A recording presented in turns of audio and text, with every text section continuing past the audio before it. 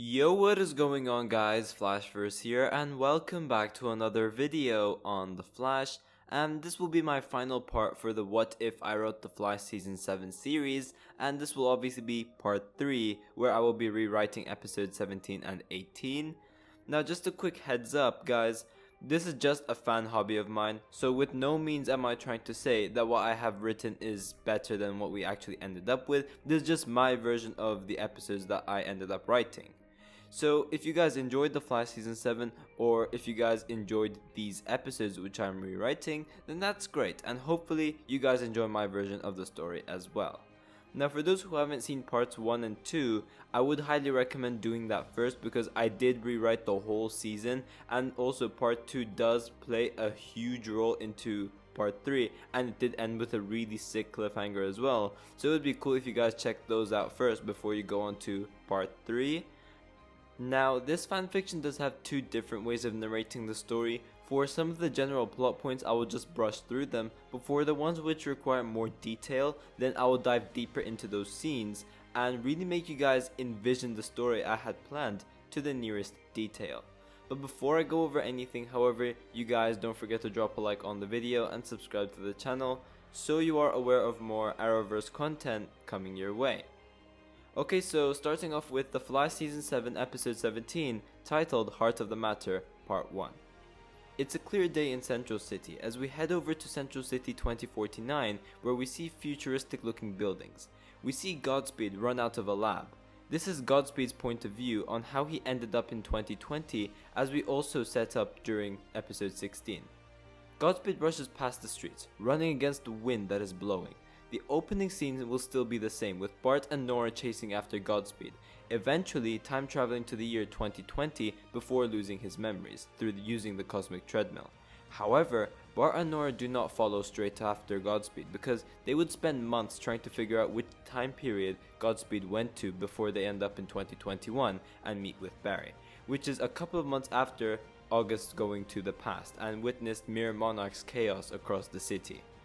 We then cut to the title card, in which we head over to Star Labs, where we have Barry, Nora and Bart in the Cortex, and we have Barry explaining everything to the kids and why it is so important that they need to find where August Hart is keeping everyone captive. We then cut to the warehouse, where we see Iris waking up in a cage. She is confused and wonders where she is. As a drop of blood pours down from the side of her forehead to the ground, she notices that her head is bleeding. She must have hit her head on the cold concrete floor when the Godspeed clone dropped her off into her cell. Iris glances in fear and confusion, analyzing her surroundings. She sees the warehouse in darkness, along with every member of Team Flash captured in their cage. Caitlin, Cecile, Chester, Wally, Jay, and Joe, as well as the Godspeed surrounding the area and August Hart sitting on his throne. Iris notices Joe and says, "Dad." She is concerned as she sees that Joe is severely injured. "Are you okay?" Joe begins to cough as he struggles to speak. He starts to utter, "Don't worry about me. How's everyone else?" Wally utters, "My speed. I can't use it." Caitlin turns into Frost as she tries to freeze her cage and break free from Godspeed's hold. However, it doesn't work. She says, "We're fine, but we need to find a way out. I can't freeze us out of these things." A sudden sense of struggle and aggression empowers Wally as he keeps trying to break the rusty old chains from his arms. "Ah, damn it!" A flash of white lightning speeds in front of Frost, giving her a fright. "Oh, but there is no way out of here." Wally responds, "Barry will find us, and he will come and stop you." August chuckles. "Relax, just enjoy your last few moments together. No one can save you. Besides, the Flash is already been taken care of." August smirks and it cuts back to Barry, Nora and Bart in Star Labs waiting for a global satellite scan to complete in the Cortex. As the sound of a Godspeed clone's lightning bounced off the walls of Star Labs, the Godspeed clones thrust the three speedsters across the room. The trio instantly get up and the clones run out to the Cortex, with the Flash family following right after them. In the clear sunny day, as flares of orange, purple, yellow, and white lightning shimmered around the city, the sound of the wind generated by the speed echoed around as the speedsters run around the city, passing pedestrians and cars who were frozen in time due to their speed. The three speedsters chase around the streets, shattering car windows, followed by a chase from sides of buildings to the very rooftops the wind howled through. Barry instructs Bart and Nora to split up in order to run around and take the shortcut to catch the Godspeed clones off guard. Catching this clone was very vital, as the fate of all of his friends rested upon his shoulders. As the three speedsters split up, each taking 3 different streets, Barry notices that the clone is beyond his reach. Godspeed's footsteps were so quick that Barry couldn't even see his feet making contact with the rocky floor. He could barely catch up. He tries Thon's trick, which is to spend less time on the ground, allowing him to move quicker. Barry became more fluid with his movements, as if a bolt of orange lightning glided through the air. However, the clone was just still too fast. Nora notices the same thing. Even with a shortcut, she won't be able to cut the clone off guard. However, Bart mentions that the clones are within his reach. As Impulse is running with boundless speed, with his yellow chain of lightning following right after him, the Godspeed clone manages to catch Bart off guard as he turns around to deliver a fatal lightning strike towards Bart, thrusting him to the ground, where the friction between the ground and Bart's body caused his suit to scrape. A moment of fear is shunned in Bart's face as he couldn't comprehend what just happened. It was just in a split second. He thought he could have handled them, but he's been tricked. This could have been Bart's last moments as he sees the Godspeed clones beginning to vibrate their hands. Barry notices something is wrong. He stops for a moment as he realizes the shortcut should have worked. The Godspeed clone should have been captured by now, but he wasn't. Barry's face has gone pale as the thought of his kids being in potential danger didn't sit right with him, especially with August's heart being one step ahead of Barry. He takes a deep breath and checks on how Nora and Bart are. But the only response from Bart is his scream in agony as Godspeed's thunderous bolts of lightning are burning his skin. It almost felt like he was being stabbed by a bunch of incredibly hot iron needles. Without hesitation, Barry heads over to Bart's location. As Barry and Nora arrive at Bart's recent location, it was too late. Godspeed now has his son, Bart, under his grip as well. We cut to the warehouse as we see Godspeed speed Bart into a cell. Bart observes his surroundings as he sees younger versions of Team Flash members, including someone who he has heavily looked up to, Jay Garrick. Bart cannot believe that Jay Garrick was alive right in front of his face. An air of sadness shadows Bart as he utters, "Uncle Jay?" Everyone is confused and Jay asks, "Who are you, kid?" Barry and Nora cannot absorb the shock of what just happened. Nora's eyes filled with tears, along with her heart pounding faster than the immense speed she is able to run, failing to articulate her words. She's filled with guilt and sorrow, and she begins to explain that Godspeed is Bart's Thon, and because of this, she's especially concerned with how August would react towards Bart. Barry is infuriated as he punches his hands at the desk and he stares at Nora with disappointment. They knew that they were dealing with this threat all along, but she only chooses to say this now? And because of this, Barry couldn't protect his future son. Although Barry is hugely disappointed at the moment, they need to find everyone as quick as possible before August does something to them. They eventually come up with an idea to talk to Gideon in the Time Vault.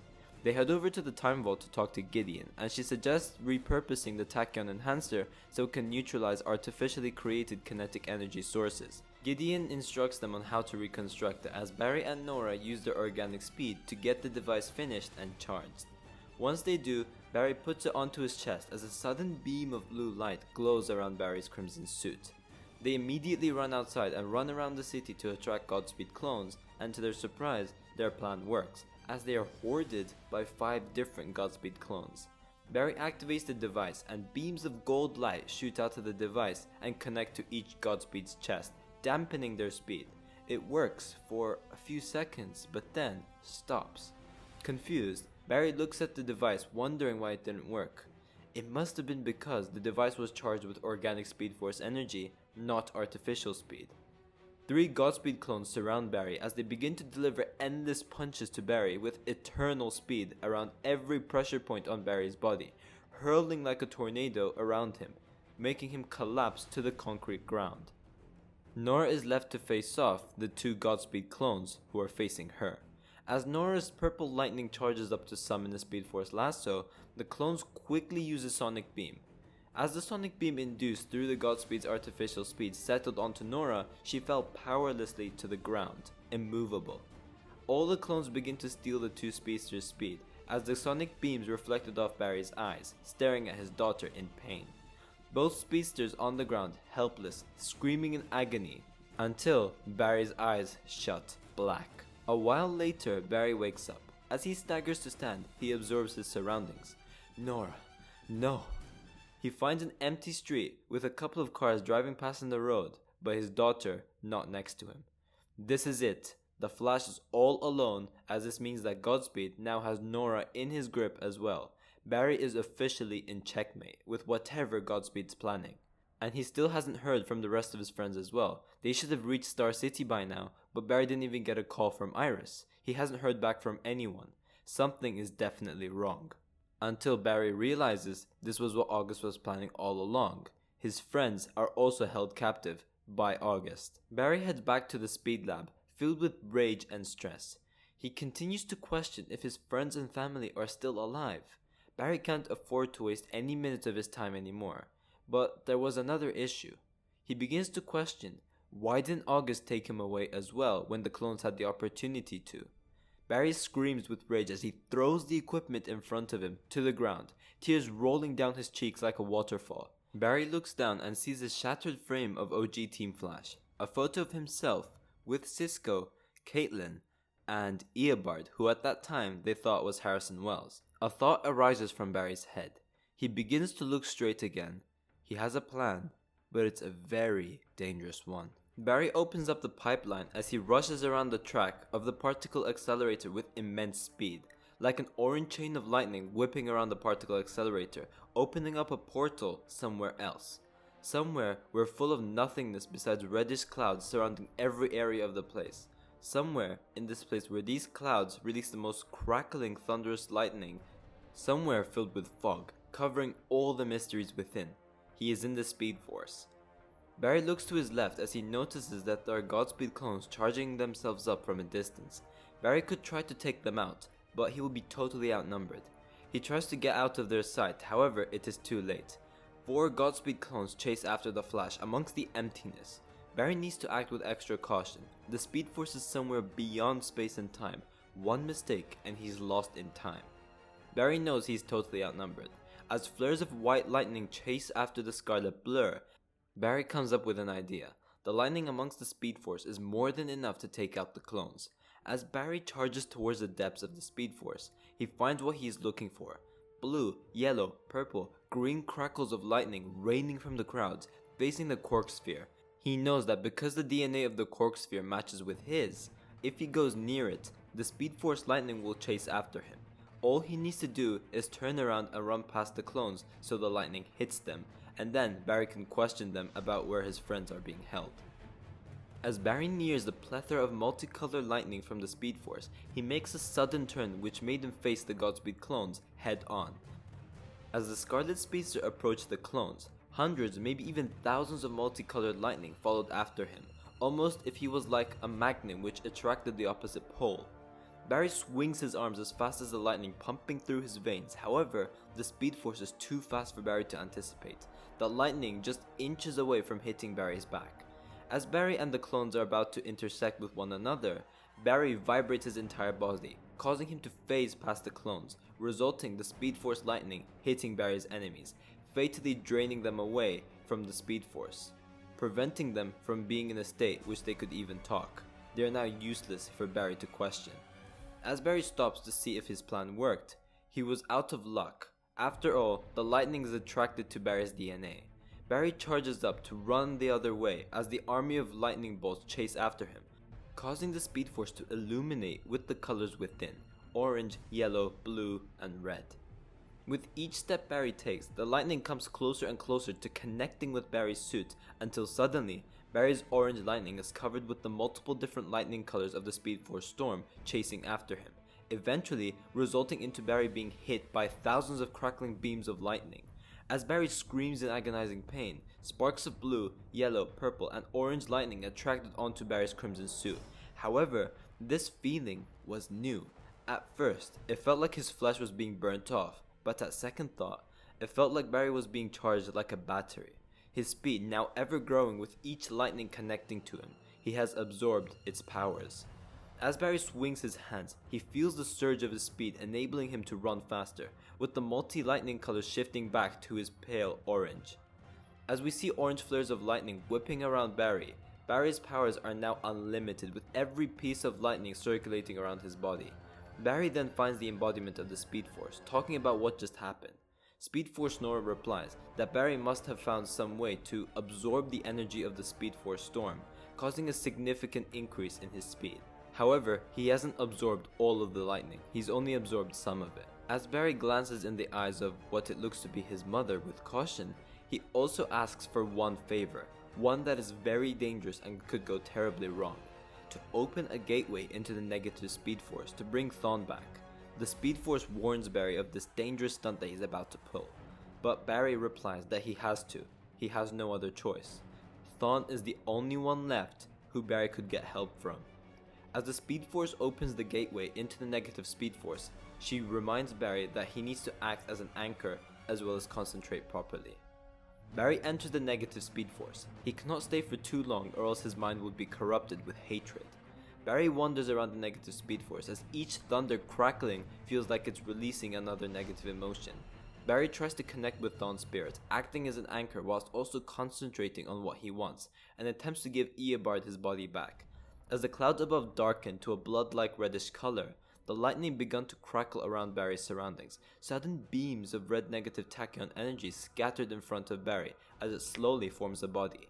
But before the body was fully formed, a string of red lightning whooshes towards Barry, and in the blink of an eye, Barry is thrown onto the Speed Force, flying across the ground of the pipeline. Barry stumbles as he tries to stand.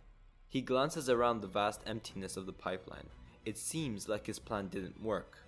Barry slowly turns around to run out of the pipeline, but right as he turns around, he sees someone who is now centimeters away from him. It's Eobard Thawne, the Reverse Flash in his flesh, with his real face, not Harrison Wells. Barry immediately grabs Thawne and speeds him against the massive wall with his elbow against his neck. "Listen, Thawne, I'm the one who brought you back. In return, I need your help. Godspeed. He's too powerful. He has my friends and family hostage." Thawne responds, "Why would I help you with that?" "Because I might die," exclaims Barry with a serious face, "and I know you won't let anyone but yourself kill me."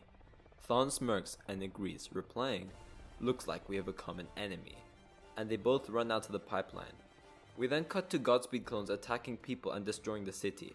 Cars on fire, windows shattered, paper and rubbish flying around the place.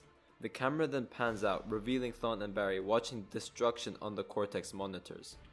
The two enemies stand together, formulating a plan. Barry needs to act with extra caution in case Eobard tries to stab him in the back. Barry is unable to find an answer, until Thawne utters, "You know, the you I know from the future, he is not this stupid." Barry responds, "What are you talking about? Now's not the right time for your games." Thawne laughs as he walks around the Cortex, and he responds, "In the future, August Heart is not an organic speedster, so all we have to do is find traces of artificial speed across the city." And to Barry's surprise, it works. The two speedsters run into the warehouse. Barry freezes as he can't fathom the view he's seeing. His friends standing right in front of him, helpless and immovable, as Godspeed clones are standing behind them with their hands vibrating in the air, getting ready for their master's signal to kill them all. Barry's face rains with tears as he begs August Heart not to kill his friends. Even with the speed boost, Barry doubts that he'd be able to save everyone from being killed. It was like the scene in Harry Potter and the Order of the Phoenix, with each of Harry's friends were trapped by Death Eaters. August Heart is Lucius Malfoy, along with Barry being Harry Potter. Wally darts his eyes at Thawne and he shouts, What the hell is he doing here?" as they see Barry standing next to Eobard. "Oh, Flash, you turn to your greatest enemy for backup? Even then, you won't be able to save your friends now. You will give me what I want." Barry looks at Thawne and tells him to stand down. It's not worth the risk yet. August takes a couple of steps forward, walking towards Barry as he proposes a deal, stating if he gives him organic speed, he will let them all go. Bart and Nora beg him not to do it, because he will become much more powerful than he's ever been, thus being a greater threat to the future. Barry is forced to transfer August's organic speed. The fate of his friends and family rested upon his shoulders. This time, they don't need the tachyon enhancer to do so. All Barry has to do is touch August's suit and charge it with pure Speed Force energy. Barry reaches his hands out as orange sparks of lightning transfer from Barry's hand onto August's chest. August feels the organic speed as orange beams of lightning whipped around him, charging him like a battery. He is in tormenting pain as his screams echoed throughout the warehouse. The dark warehouse flickered with lightning as it shifted from orange to white. The transfer was complete. Barry gives a look filled with fear and anger as he stands with instant regret. We then head over to The Flash Season 7 Episode 18, titled Heart of the Matter Part 2. The episode continues exactly from where we left off. Before August could come to his senses, Barry screams, "No!" as he sees Thawne charging towards August like a crimson bullet as he punches August's chest, leaving August flying across the room, making huge impact against the wall. Barry enters Flash Time as he quickly throws lightning towards Thawne, making him fall to the ground. Time freezes around Barry as he begins to circulate with orange lightning. He runs around the warehouse with boundless speed as his orange chain of lightning followed. He remembers the time where Bart told Barry about how he defeated Godspeed before, and he tries to copy the exact same thing, as we see Barry rushing from Godspeed to Godspeed, phasing through them and making them all fall powerlessly onto the ground, saving his friends. August was fueled by hatred and anger. He is hugely outnumbered at this point. He rushes outside the warehouse onto the rooftop of a building and summons his clones. August is now a machine as he begins to absorb the powers of half of his Godspeed clones around Central City. The wide-eyed physician obsessed with speed now became an enemy of terror. He is a ruthless tyrant. As the clouds from the dark sky began to close, August releases a crackling chain of lightning onto the sky, signaling his remaining clones to cause even more chaos around the city. Absolutely perish it. Wally, Bart, Nora, and Jay grab hold of all of the non-speedsters from Team Flash and run them to Star Labs. Meanwhile, Barry confronts Thawne about the stunt he just pulled, with Thawne responding, "Saving your friends was not part of the deal. My end of the bargain was to help you stop Godspeed, but if you didn't throw that lightning at me, that was exactly what was going to happen. But now, you've made the situation even worse." Barry and Thawne then speed to the rooftop where August Hart is, who watches his clones causing chaos across the city, hearing the never-ending screams of people dying. He also observed his clones burning buildings down as the howling wind in the dark sky expanded the evil fires, causing orange smoke to engulf the city. Back at Star Labs, Wally and Nora place Iris and Joe to the medbay as they are both injured, while Jay, Garrick, and Bart place Caitlin, Chester, and Cecile in the Cortex. Jay pulls Bart aside and asks him why he called him Uncle Jay back at the warehouse. Bart stutters as a tear rolls down his cheek. He takes a deep breath and begins to explain everything to Jay, including how he saw Jay die in the future. Caitlin quickly runs to check on Iris and Joe, while Chester alerts the speedsters in the building about the widespread panic going around. He provides them with spare comms, since the ones they had before were destroyed by Godspeed.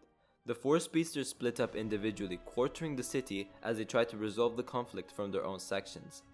Barry and Thawne stand side by side confronting August. As Barry stares at August, he sees the horrors of what had become in his city. Crumbling down buildings, with waves of flames scattering around.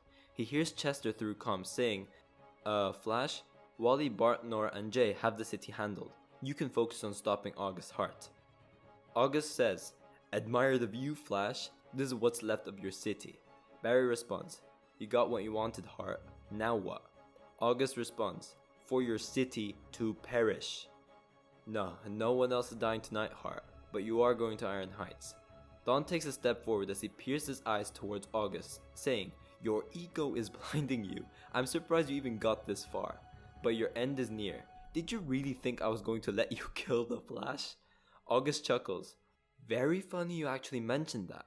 As far as I recall, I got further than you ever did. If you were so successful, the Flash and his friends would have been dead by now.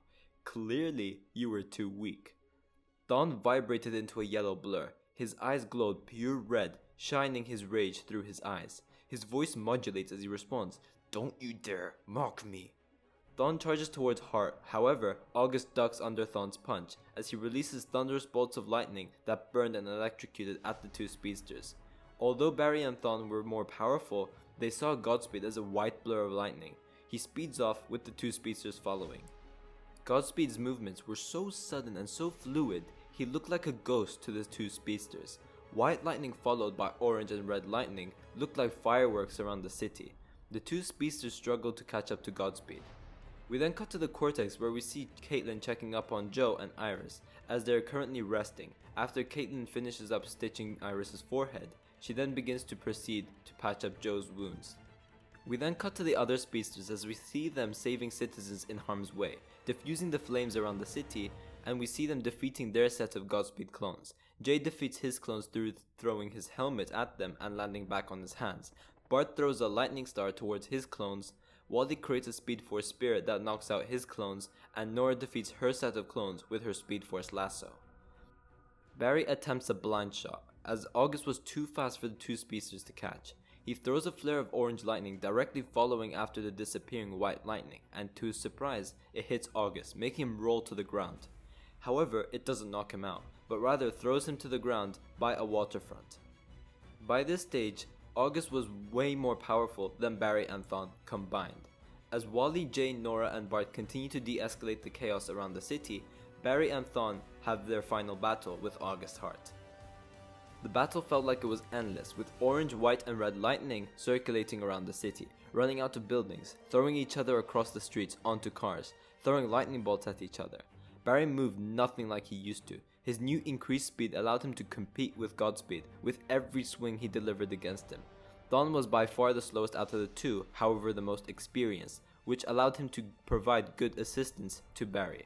He was able to deliver a couple of blows on Godspeed. Godspeed, however, was so fluid as if he was able to anticipate a lot of Barry and Thawne's moves, with him being able to predict punches before that even came at him. For a brief moment, Godspeed stood opposite Thawne and Barry. He threw his arms up into the sky and summoned the Speed Force construct through a thunderous bolt of lightning. Similarly, due to experience, Thawne was able to do the same thing. Barry stares in confusion. "When did you learn to do that?" Thawne replies, "Oh, there's a lot you don't know about the Speed Force, Flash." Thawne and August charge towards each other and the two lightning sabers clash. Although Thawne was slower, he was much more experienced than August. Him and August were able to deliver fatal attacks at one another. Barry throws some lightning bolts at August, however, he was able to block it using his Speed Force saber. Barry runs out of the fight zone into the middle of the city to gain enough velocity to deliver a supersonic punch. As Thawne and Godspeed are still fighting with their sabers as if dancing, the lightning induced through the Speed Force charges around Barry as he rushes back to the fight scene with tremendous speed. His power is getting more and more powerful with each step he took. As Thawne distracts August, Barry was able to connect his punch with August, throwing him a couple of meters away. Slowly but surely, August gets up and Thawne runs at him and stabs him with his saber, but it was too late for Barry to stop him. Barry yells out, "Thawne!" As Barry rushes to August in order to check if he's still alive, Thawne retracts his Speed Force saber, leaving the two arch enemies confronting one another.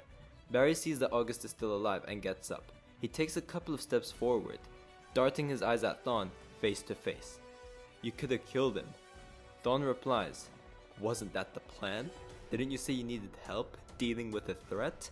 Well, I dealt with it, and now, now, it's just you and me, Flash. I've been waiting for this moment for a long time." Barry gets closer to Thawne as he says, "I'm only gonna say this once. Walk away while you still can." Thawne reluctantly responds, "Alan, you're too weak to stop me, and I'm just getting started." Thawne then turns on Barry, and the same scene plays out as seen in the finale, the "I got faster, didn't you" scene. The only difference is, it's Matt Letcher's Eobard Thawne instead of being Wells' Thawne. The scene then ends with Eobard absorbing the shock of what he's just experienced, and then he runs off, trying to find ways to get faster so that he could compete with his opponent during their next encounter. Iris then wakes up after passing out for a while. Whoa, what just happened? Caitlin explains everything as Barry begins to apologize that he wasn't there for Iris because he had to deal with the threat outside. Barry also says to her that he thought that he almost lost her today. He wants to renew his vows with Iris and make sure that the two of them will always remain by each other's sides for the rest of their lives. The renewal then takes place exactly how it did in the original episode, with a shortened version of Bart's song. This time, Joe is the one who reads out the lines instead of Cisco, because Cisco is still in Star City. Barry enters Flash time and then the kiss scene happens, causing the episode to end. We then get a post-credit scene where we have a demonic looking alien transforming into a man with a redhead mohawk and a beard.